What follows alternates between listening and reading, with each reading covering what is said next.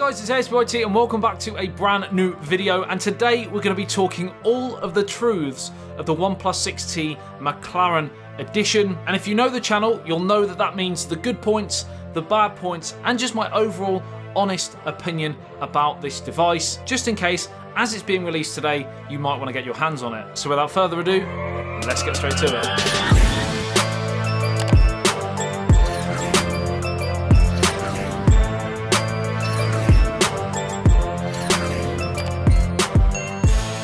Right, so you may or may not know, I have unboxed the OnePlus 6T MCLAREN Edition already down at the McLaren Technology Centre, which I was invited to by OnePlus and McLaren. Amazing experience, and I think a great video as well. So if you're interested in that, then make sure after this you go and check that video out. I will leave it linked in the video description below. Firstly, ladies and gents, drop a like on the video for a personalised OnePlus McLaren jumper. Look at this. Personalised channel back. Personalised channel back. That's got to be worth a like, surely. I also wore it in part of that video, and yes, I have showered and changed since that day. I'm not just wearing the same top 3 days in a row. Right, so let's jump straight onto the juicy bits, because you want to know, for the price, is it worth it? Now, first thing to note, I'm only going to be touching on this video on the differences really between the OnePlus 6T MCLAREN Edition and the standard version. I'm not going to be doing an in-depth review of the OnePlus 6T itself because I have already done that. So if that's what you're interested in, then I will leave that video listed and linked below. It gives you my truths on the OnePlus 6T as a whole. All in all, like I said in the unboxing video, very impressed with the way they put this package together, and something that I didn't touch on in that unboxing video is the mystery, the magical nature of this specific book, which is made by OnePlus and McLaren, because in here we have pages with specific pictures, for example, it's just a picture, isn't it? Yeah? Just pictures, plain and simple. Or so you might think. Because actually, as soon as you load up the OnePlus 6T MCLAREN Edition, it jumps into your camera mode and it actually allows you to take photos and videos in the setup. And what you can do with that is open the book, go to these specific pictures, and there are hidden pictures and videos within those specific sections. Again, just a lovely touch, attention to detail. Mwah.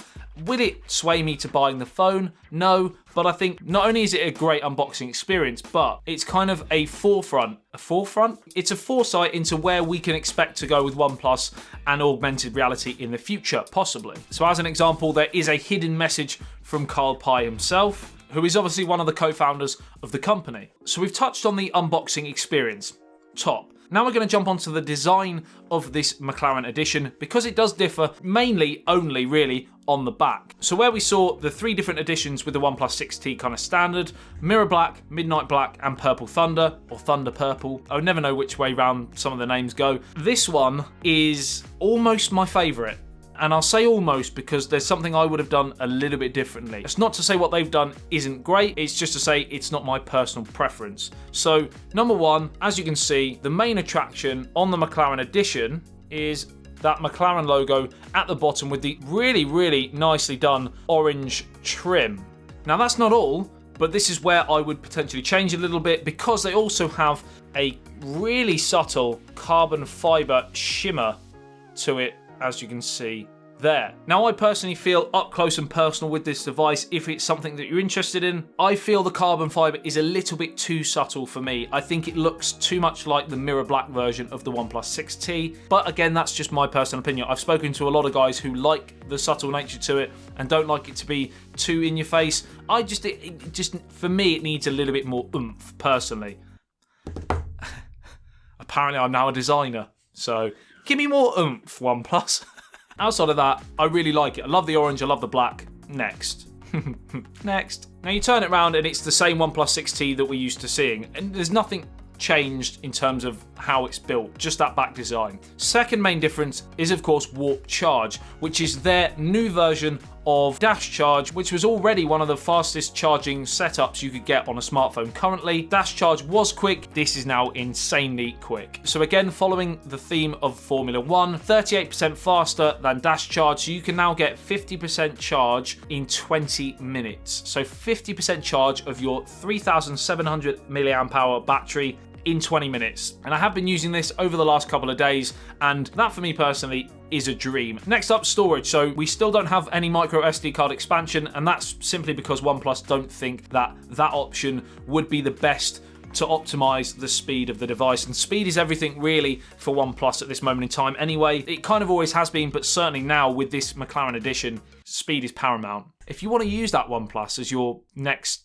OnePlus 7 hashtag or slogan, speed is paramount, just credit me.